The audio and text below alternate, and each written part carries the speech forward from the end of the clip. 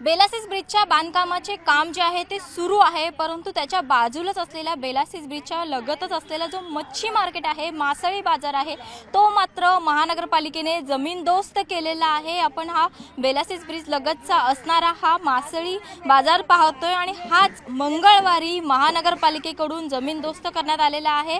याच मासळी मार्केटमध्ये ज्या महिला मासे विक्री करायच्या त्याच्यामधील 7 जणींचं जे आहे ते पुनर्वसन करण्यात आलेलं आहे, परंतु बाकीच्या ज्या 12 जणी आहेत त्यांचं मात्र कुठे पुनर्वसन केलं नाहीये। आणि आपण जर पाहतोय तर हे पूर्ण जमीनदोस्त करण्यात आलेलं आहे। मंगळवारी हे महानगरपालिकेकडून करण्यात आलेलं आहे।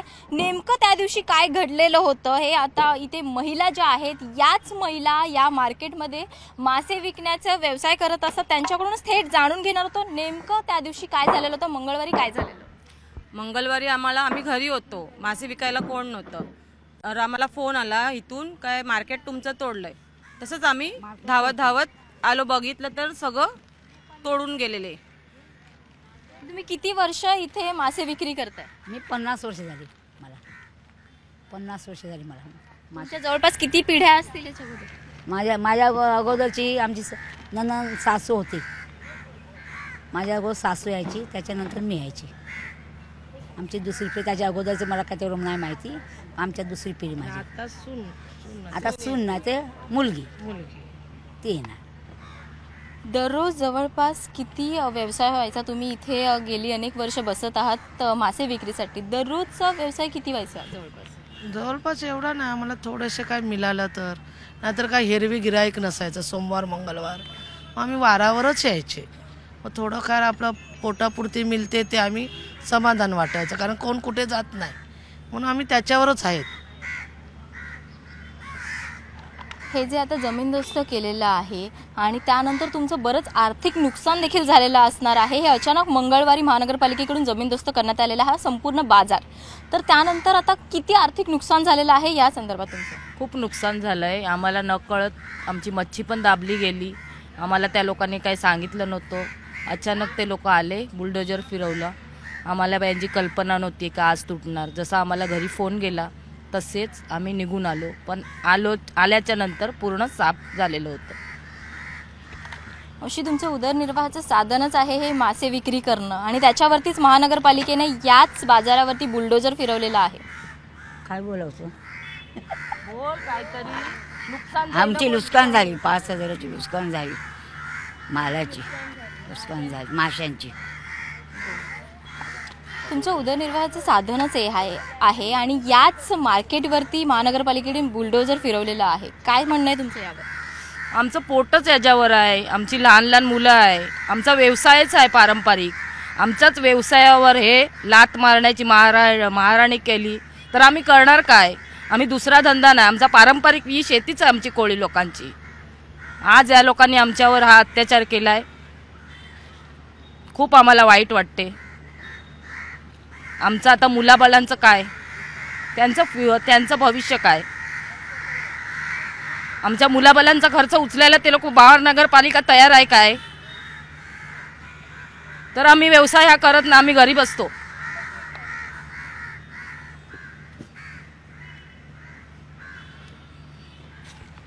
तुम्ही याच संदर्भात हे मार्केट कुठेतरी वाचावं यासाठी बऱ्याच भेटीगाठी देखील घेतलेल्या होत्या आणि बैठका देखील पार पडलेल्या होत्या। फक्त आश्वासनं देण्यात आली, परंतु ती अंमलात आणली गेली नाही। काय म्हणणं आहे आपलं? मला बोल ग। फक्त आश्वासनच दिली आम्हाला आतापर्यंत, होईल होणार, पण अजून आम्हाला आमच्या हातामध्ये कायच क्लिअर नाही झाले। बस खूप आम्हाला आमचा मार्केट आता 1.5 वर्ष झालं हा बाजार काम चालू आहे, आमची खूप नुकसानी झाली। आमचे मासे विकत नाही काय, तरी पण आम्ही येतो मासे विकायला। खूप आमचं नुकसान झालं आहे आणि आम्ही इथे तिथे जातो, पण आम्हाला अजून काय उत्तरच येत नाही। अगदीच आपण पाहिलं तर या महिलांचं उदरनिर्वाहाचं साधनच आहे हे मासे विक्री करणं, आणि परंतु महानगरपालिकेने काही अगोदर कल्पना न देता अचानकपणे मंगळवारी हे जे मार्केट आहे ते जमीनदोस्त केलेलं आहे। आम्ही कोणीही नव्हतो इथे तेव्हा, आम्हाला समजलं पण नाही कधी तोडलं कधी नाही। एक बाई होती, ती काय बोलणारी एवढी काय नव्हती, तर तिचं कोण ऐकणार, आणि कोणच नव्हतं। तर त्यांनी त्या लोकांनी तोडलं. आणि मी बाई आता 45 वर्ष झाली बसते. माझ्या आईची जागा म्हणून ती रद्दच झालेली आहे समजा, पण बसते मी. माझी काय मुलं काय नोकरी धंद्याला नाही का, माझी रोजीरोटी तीच आहे. मग काय करणार आम्ही आता? तोडलं तर कुठे बसणार? आम्हाला साधारणपणे कुठेही कानाकोपऱ्यात आम्हाला एवढ्या जणींना फक्त 40-50 नाही, 10-12 जणीच बायका आहेत, त्यांना तरी तुम्ही जागा द्या. आमचं हेच इच्छा आहे. 7 जणींचं पुनर्वसन केलेलं आहे, परंतु तुम्ही उरलेल्या 12 जणी आहात, त्यांच्याबाबत मात्र कोणताही निकाल घेतला जात नाहीये, काही म्हटलं जात नाही, फक्त आश्वासनं दिली जाते तुम्हाला इतके दिवस. हो ते आम्हाला बरेच जणांनी आमच्या मिटिंगी झाल्यात, हे झालं. आम्ही धावपळ चालूच आहे या उन्हात, कडक उन्हात. आमची वय पण झालेलं आहे, आम्ही धावपळ करतो, पण आम्हाला आशा म्हणून आम्ही धावपळ करतो, काहीतरी आमचं होणार म्हणून आम्ही धावतो. तर आम्ही त्या आशेचं किरण म्हणून आम्ही एवढं हे करतो, काहीतरी होऊ दे, सरकारने आमच्या जवळ बघू दे काही. आम्ही कोळी, आमचं काय उद्योग आहे आणखीन? नाही नोकरीला असती मुलं तर आम्हाला तो तरी आसरा असता, नोकरीला सुद्धा नाही आहे.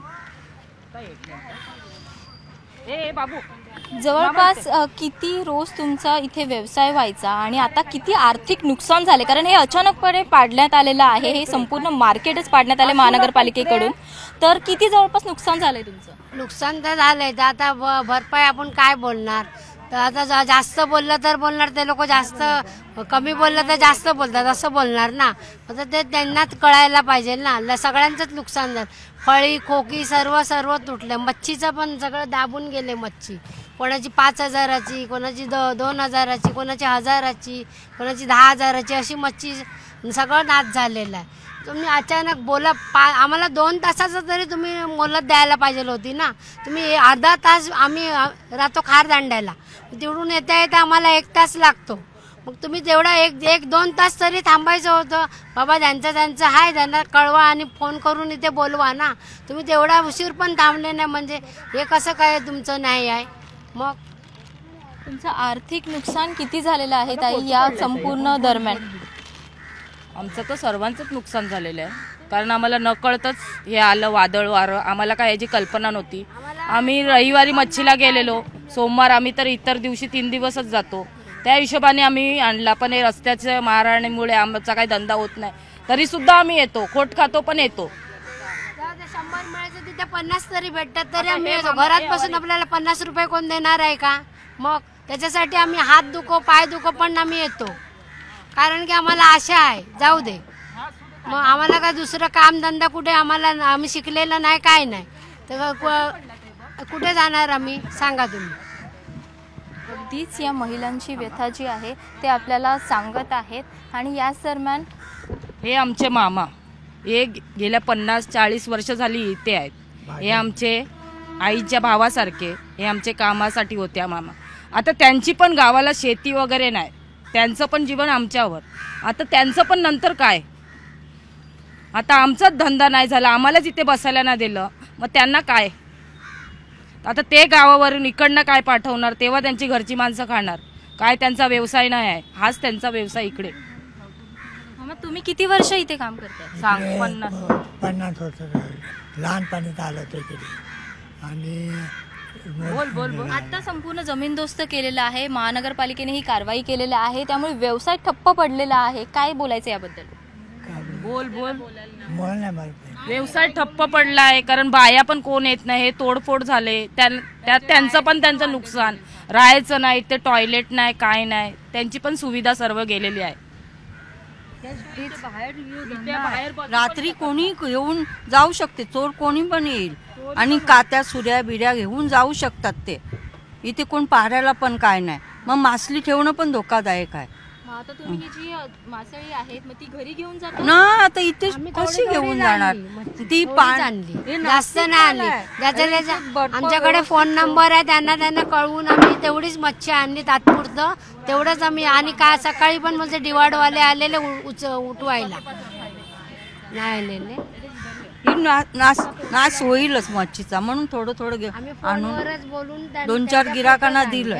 आता काहींचं आहे शिल्लक, ते संध्याकाळी बसतील.